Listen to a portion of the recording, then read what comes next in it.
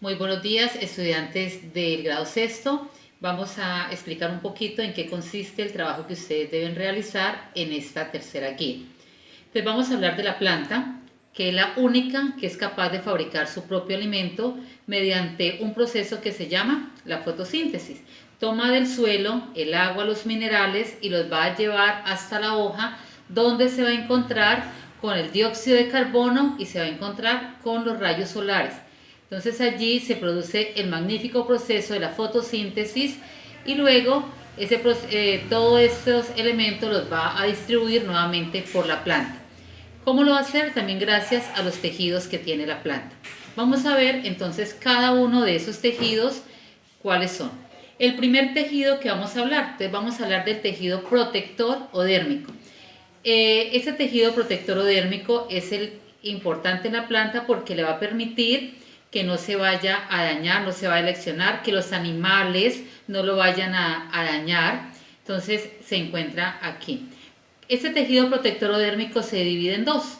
Uno es la epidermis. ¿Cuál es la epidermis? Es la parte que está protegiendo, está en las partes jóvenes de la planta. Entonces es como la cascarita que protege al tallo, que protege a todo. ¿Listo?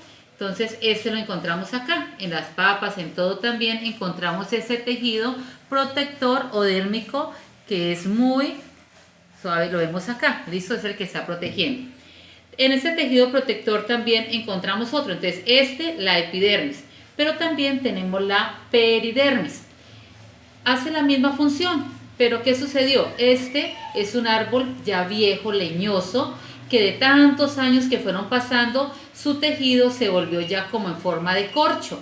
Entonces, esto ya es la epidermis, está protegiendo también al árbol contra las bajas o altas temperaturas, contra los animales, los insectos que no vayan a pegarle al árbol. Pero hace la misma función, pero la diferencia es, este es la peridermis y la epidermis. Peridermis en los plantos leñosos y viejos, epidermis en las plantas jóvenes.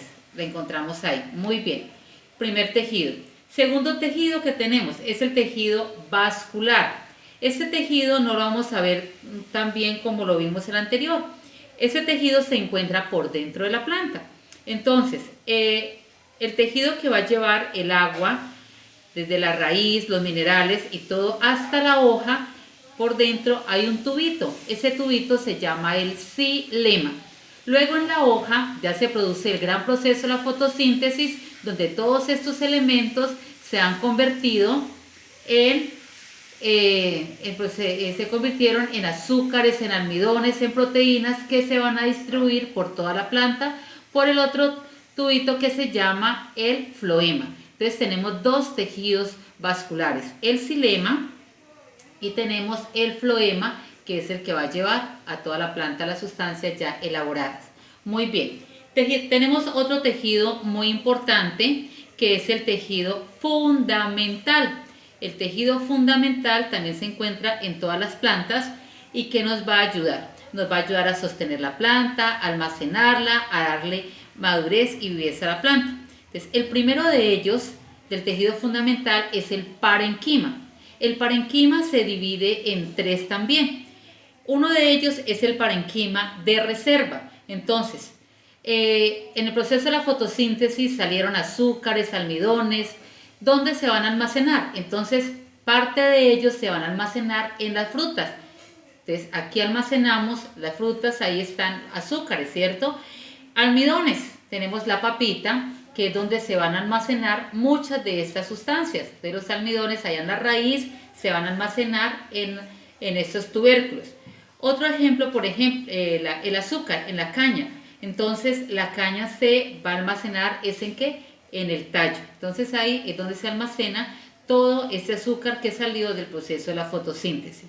Muy bien. El otro tejido de parenquima es el aerífero. Muchas plantas vemos en el agua que ellas no se hunden. ¿Por qué no se hunden? Siempre están flotando.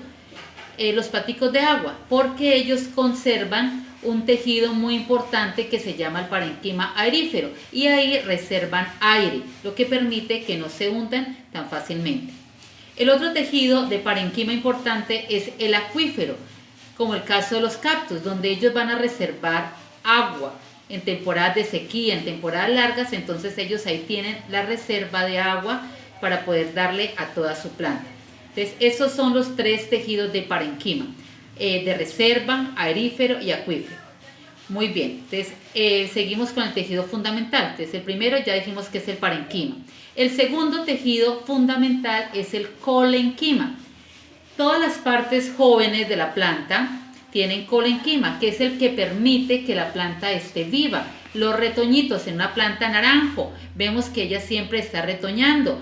Esos retoños, esos cogollos nuevos son los que se llaman el colenquima.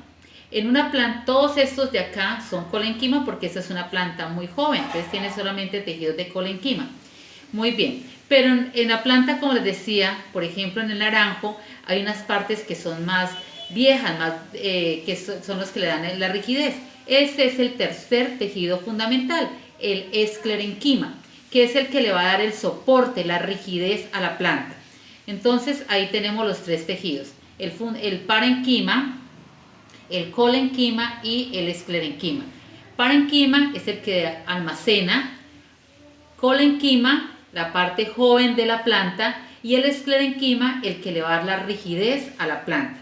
Muy bien, tenemos el otro tejido importante que es los meristemos o los tejidos meristemáticos. Es el cuarto tejido que vamos a ver. Entonces los tejidos meristemáticos también son los que le van a dar el crecimiento a la planta. Se dividen en tres tejidos meristemáticos. El primero de ellos son los apicales. Tenemos aquí en la punta el apical o también lo podemos tener en la parte de los tallos, donde termina cada tallo. Por ejemplo, cuando vamos a cortar las guayabas, ¿por qué permite que nuevamente crezca? Porque le estamos cortando el que le permite el crecimiento. Entonces, en la planta tenemos aquí también el apical.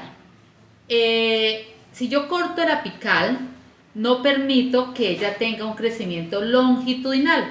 ¿Cómo se hacen los bonsáis? Los bonsáis es eso, le cortan a la raíz principal y por eso la planta queda enanita, porque no permiten su crecimiento longitudinal.